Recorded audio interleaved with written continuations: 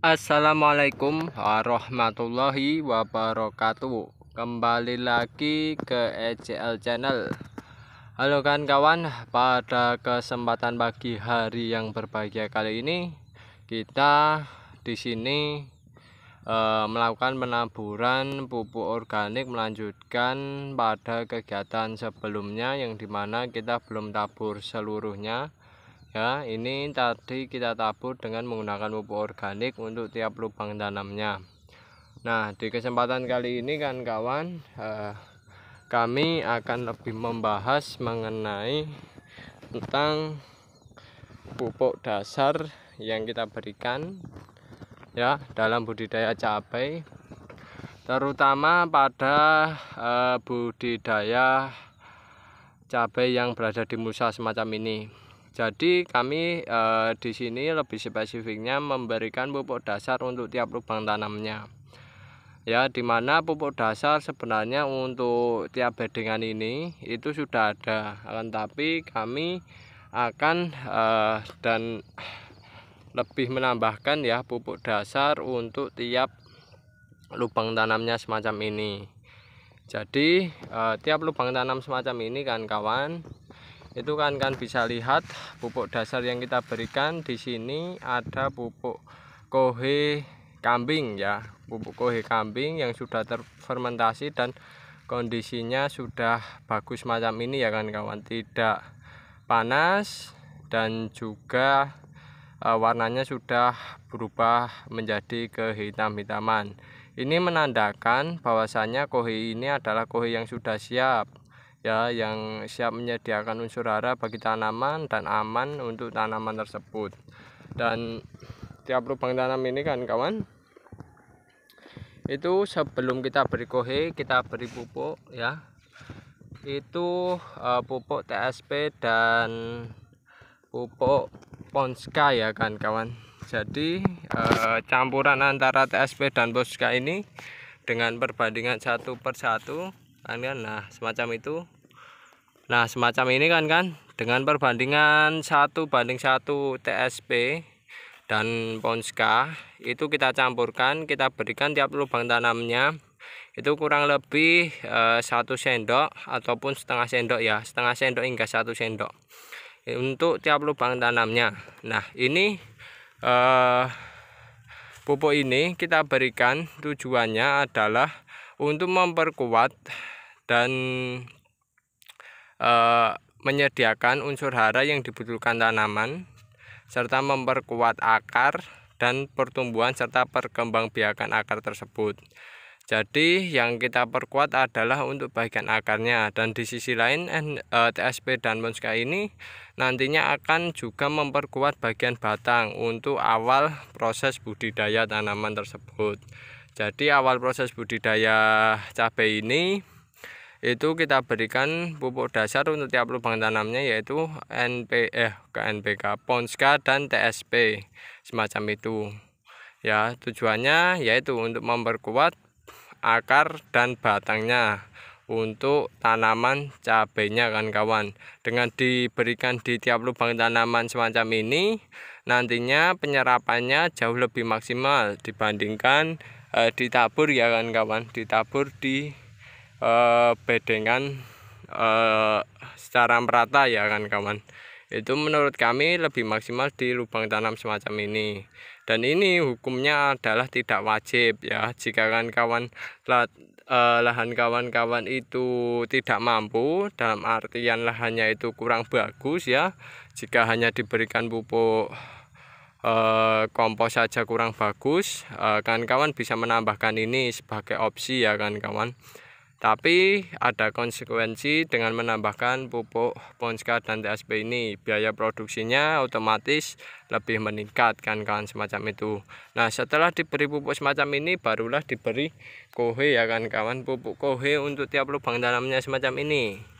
Nah pupuk kohe semacam ini ya, pupuk kohe yang dimana ini kohenya sudah terfermentasi dan sudah dicacah ya kan kawan, sudah menjadi butiran-butiran semacam ini.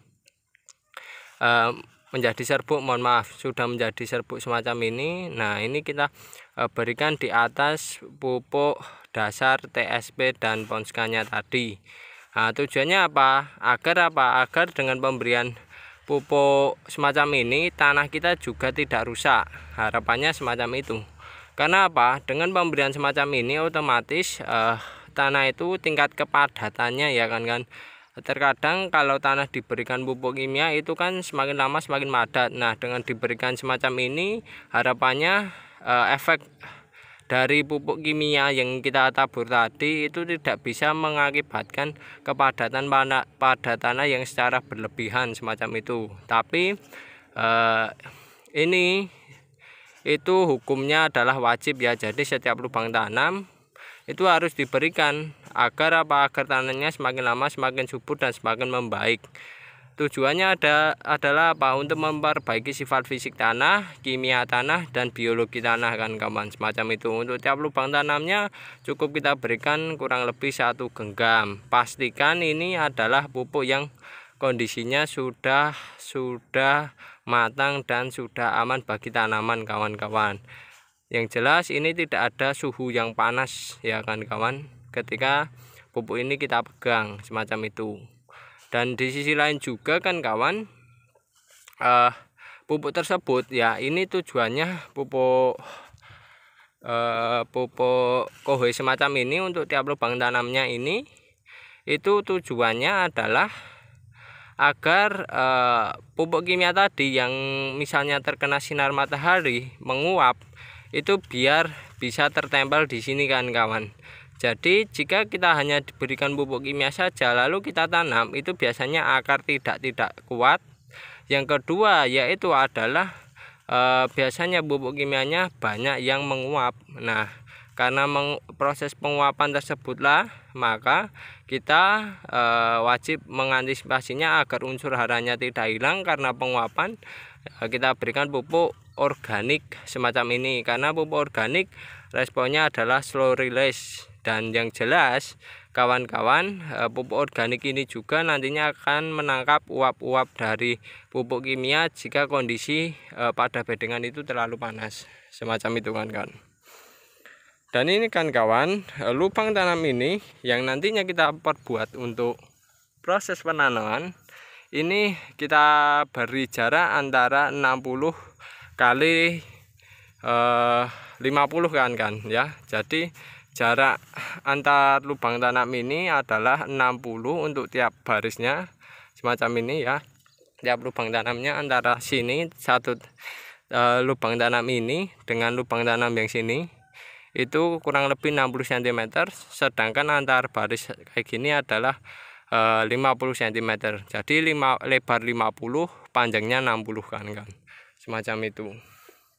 Dan ini kita tiap lubang tanam selalu kita perlakukan semacam itu, karena mengingat kondisi lahan kami juga belum sepenuhnya membaik, belum sepenuhnya tersedia unsur hara yang ideal bagi tanaman budidaya kita, sehingga kita dalam proses budidayanya selain memberikan pupuk dasar untuk tiap bedengan, juga kita berikan pupuk dasar untuk tiap lubang tanam, yaitu adalah pupuk non organik yaitu berupa Ponska dan TSP, dan yang kita pergunakan di atasnya yaitu adalah pupuk organik berupa kohe domba.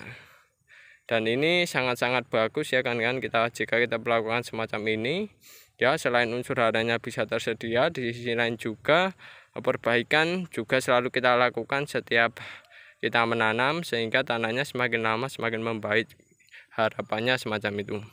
Oke kawan-kawan, itu dulu informasi mengenai kegiatan pagi hari ini ya, untuk proses kelanjutan dari budidaya cabai dengan penggunaan plastik mulsa. Kita melakukan semacam itu sehingga harapannya hasilnya bisa maksimal. Jika ada ilmu yang bermanfaat silahkan ambil hikmahnya, ambil manfaatnya, tinggalkan sisi negatifnya. Saya akhiri, kurang lebihnya mohon maaf. Wassalamualaikum warahmatullahi wabarakatuh.